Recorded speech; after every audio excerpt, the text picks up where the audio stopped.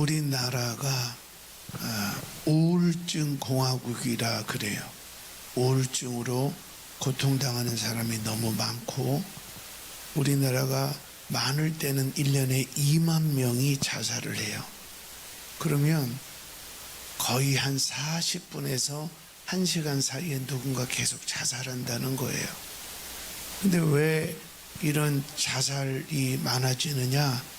그 원인 중에 90% 이상이 우울증이라는 거예요. 그 우울증이 왜 올까? 여러 가지 원인이 있지만 그 중에 하나가 믿을 수가 없다는 거죠. 같이 사는 내 남편 믿을 수 있는가? 자녀를 믿을 수 있는가? 나의 노후를 믿을 수 있는가? 다 불안한 거예요. 참다 보면 우울증도 오고.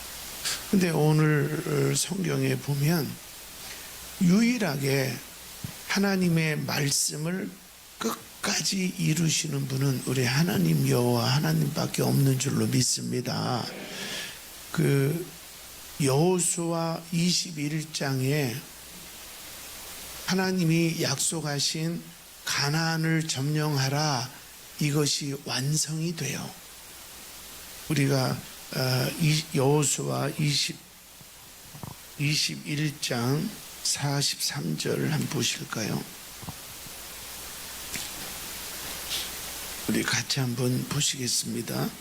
여호수아 21장 43절 시작. 여호와께서 이스라엘의 조상들에게 맹세하사 주리라 하신 온 땅을 이와 같이 이스라엘에게 다 주셨으므로 그들이 그것을 차지하여 거기에 거주하였으니. 할렐루야. 그들이 애굽에서 이스라엘 백성들이 430년 동안, 근데 막상 가서 12명의 정탐꾼이 정탐을 하고 오니까 그들은 아낙 자손인데 아낙 자손은 골리앗 같은, 그러니까 너무 힘이 세 보이고 강하니까 우리는 저들 앞에 메뚜기와 같다. 그리고 돌아가잖아요. 하나님이 약속이 이루어진다고, 하나님의 약속대로 된다고 믿을 수가 없는 거죠. 그런데 드디어 가나안 땅을 점령하고 가나안 7족속을 다 점령하고 이제는 12지파의 땅을 분배하고 그 가나안을 완전히 장악을 했어요. 그때 여호수아가 이렇게 말해요. 이스라엘의 조상들에게 맹세하사 주리라 한 온 땅을 이와 같이 이스라엘에게 다 주셨으므로. 할렐루야. 내가 주리라 한 거를 내가 다 주었다. 성경에 나오는 하나님이 주리라, 주 예수를 믿으면 구원을 주리라, 기도하면 응답을 주리라, 예배하면 자손 천대를 복되게 하리라, 이것은 반드시 이루어집니다. 할렐루야. 또 44절에 보면 시작. 여호와께서 그들의 주위에 안식을 주셨으되 그 조상들에게 맹세하신 대로 하셨으므로 그들의 모든 원수들 중에 그들과 맞선 자가 하나도 없었으니 이는 여호와께서 그들의 모든 원수들을 그들의 손에 넘겨주셨음이니라. 할렐루야. 따라하세요. 넘겨주셨다. 하나님이 약속하신 거는 다 돼요. 예?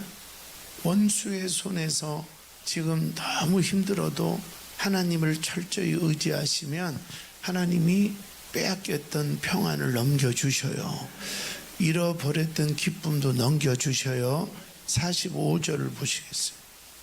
시작. 여호와께서 이스라엘 족속에게 말씀하신 선한 말씀이 하나도 남음이 없이 다 응하였더라. 하나님의 선한 말씀이 그대로 다 응하였더라.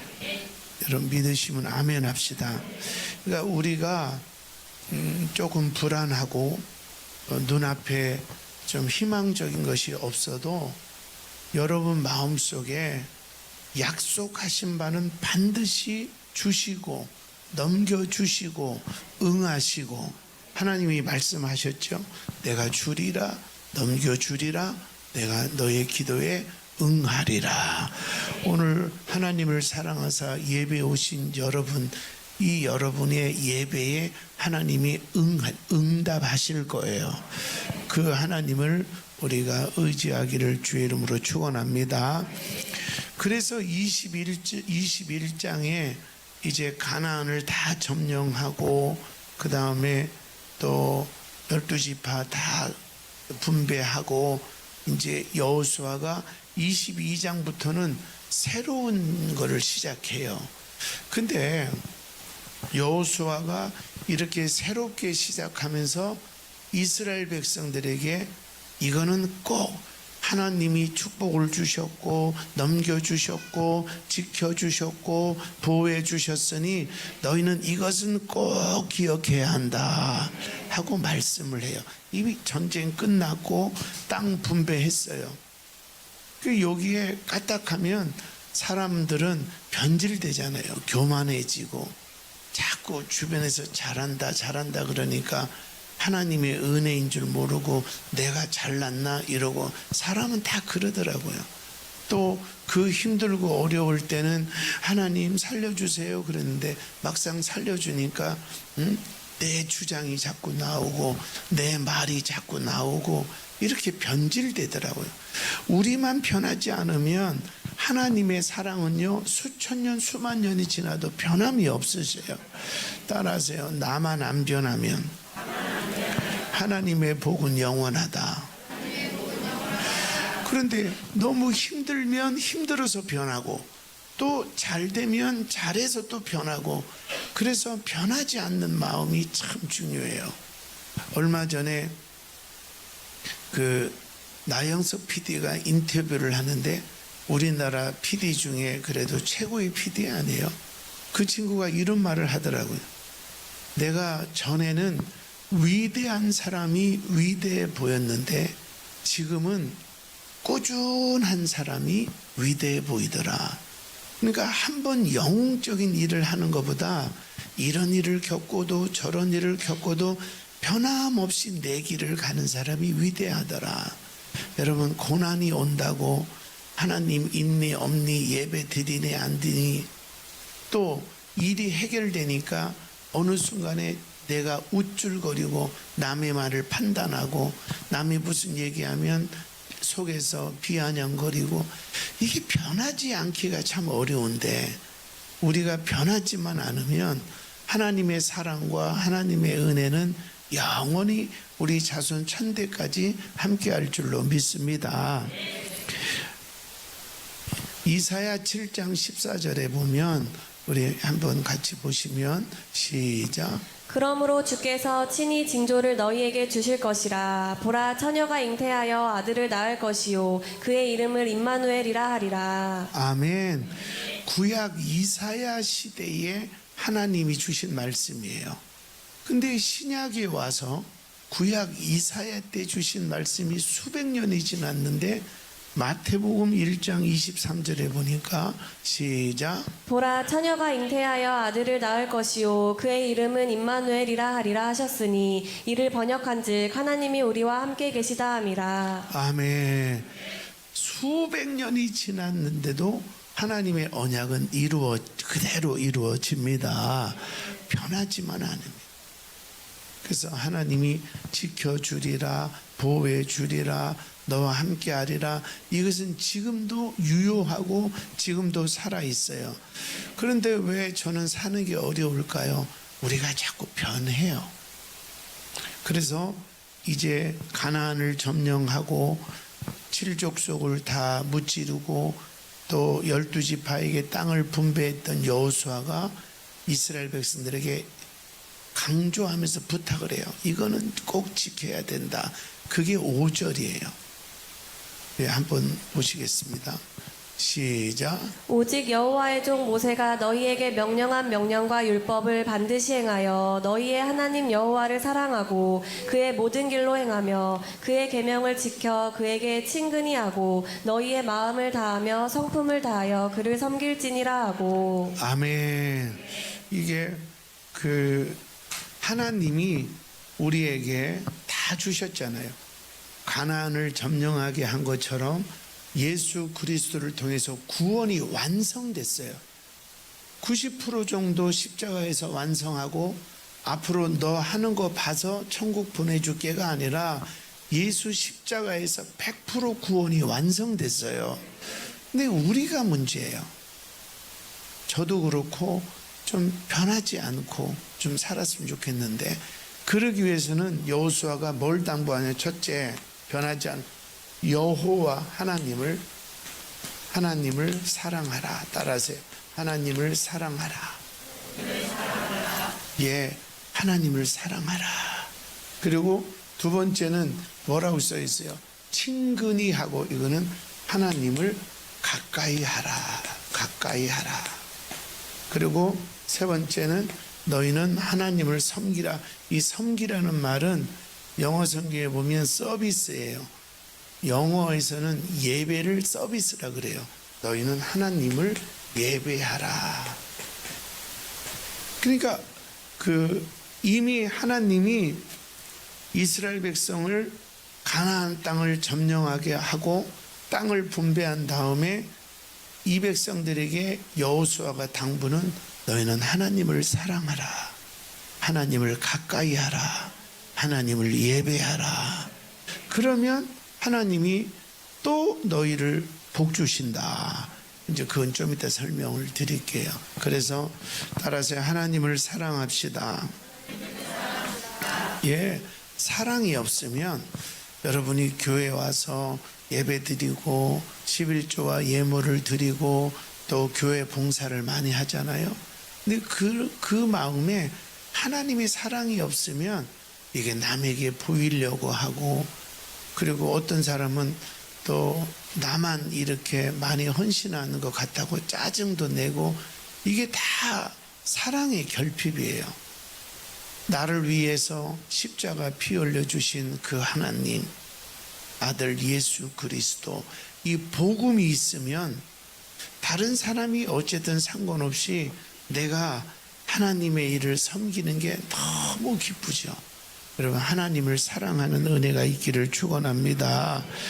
고린도전서 13장 1절 2절에 보면 우리 시작. 내가 사람의 방언과 천사의 말을 할지라도 사랑이 없으면 소리나는 구리와 울리는 꽹과리가 되고. 내가요 말을 잘하고 또 천사와 같이 말을 하고 사람들에게 이렇게 막 잘해주고 소중하다고 해도 그 속에 사랑이 없으면 소리나는 구리와 울리는 꽹과리와 같다는 거예요. 사랑이 없으면. 2절은 시작. 내가 예언하는 능력이 있어 모든 비밀과 모든 지식을 알고 또 산을 옮길 만한 모든 믿음이 있을지라도 사랑이 없으면 내가 아무것도 아니요. 내가 기도를 잘한다. 내가 또 능력이 있다. 이 모든 것도 하나님을 대한 사랑이 없으면 이거는 아무것도 아니라는, 인간의 능력 아무것도 아니라는 거예요. 여러분, 하나님 사랑하십니까? 사랑하면 나타나지 않나요? 우리 직장이나 이웃에서도 우리가 그러잖아요. 너 연애하지? 너 좋아하는 사람 생겼지? 이거는 사랑하면 나타나는 거예요. 저는 어떤 방법으로든 여러분이 나타날 정도로 하나님의 사랑도 받고 하나님을 사랑하는 마음도 임하기를 축원합니다. 신명기 32장 10절입니다. 시작. 여호와께서 그를 황무지에서 짐승이 부르짖는 광야에서 만나시고 호위하시며 보호하시며 자기의 눈동자같이 지키셨도다. 할렐루야. 우리가 뭐가 날라오거나 또 갑자기 좀 뭐가 불편하면 본능적으로 눈을 감잖아요. 우리가 생각을 해서 눈이 뭐가 온다, 조심해야 된다 이러기 전에 본능적으로 감듯이 우리가 하나님을 의지하면 눈동자처럼 하나님이 우리를 지켜주신다. 약속했어요. 할렐루야. 하나님 사랑하시기를 축원합니다. 하나님을 가까이 하기를 축원합니다. 하나님을 예배하기를 축원합니다. 그럼 하나님이 눈동자와 같이 지키신다. 또 그 다음에 11절에 보면 시작. 마치 독수리가 자기의 보금자리를 어지럽게 하며 자기의 새끼 위에 너풀거리며 그의 날개를 펴서 새끼를 받으며 그의 날개 위에 그것을 엎는 것 같이 독수리가 자기 새끼를 보호하듯이 보호한다.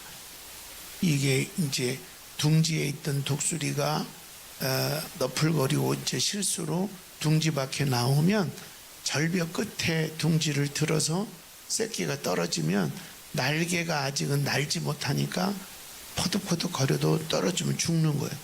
그때 어디서 어미새가 날라와서 큰 날개를 펴서 새끼를 딱 받아서 보호하는 거예요. 독수리의 날개처럼 우리 아버지 하나님이 여러분을 보호하실 줄로 믿습니다. 아멘. 또 욥기 31장 4절에 보면 시작. 그가 내 길을 살피지 아니하시느냐 내 걸음을 다 세지 아니하시느냐. 하나님은 걸음을 세시는 거예요. 우리 소혜가 이제 돌 지나서 걸음을 뗄 때 한 걸음, 두 걸음, 야 오늘은 세 발짝이나 뛰었다.